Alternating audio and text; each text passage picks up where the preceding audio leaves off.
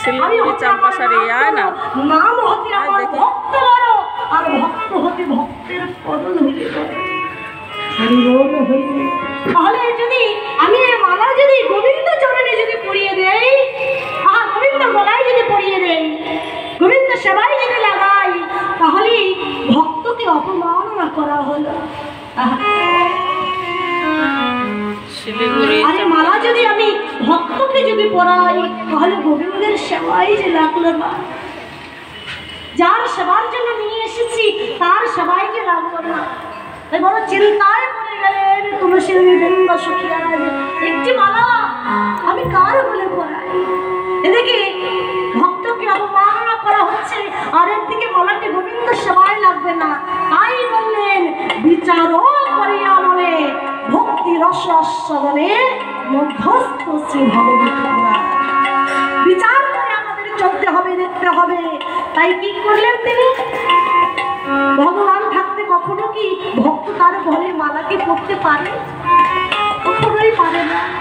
ভগবান সাক্ষাৎ। তাই তিনি কি করলেন?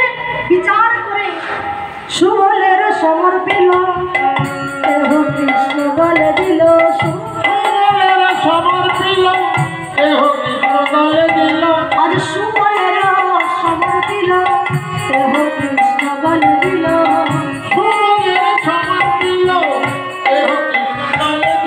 কি করলেন? আজ মালাটা যে মালাটি নিয়ে এসেছেন আজ ভক্তের হাতে সুবলের হাতে পরিয়ে দিলেন। সুবল হলেন ভক্ত আর কৃষ্ণ হচ্ছে ভগবান। এই মালাটি সুবলের হাতে দিয়ে দিলেন।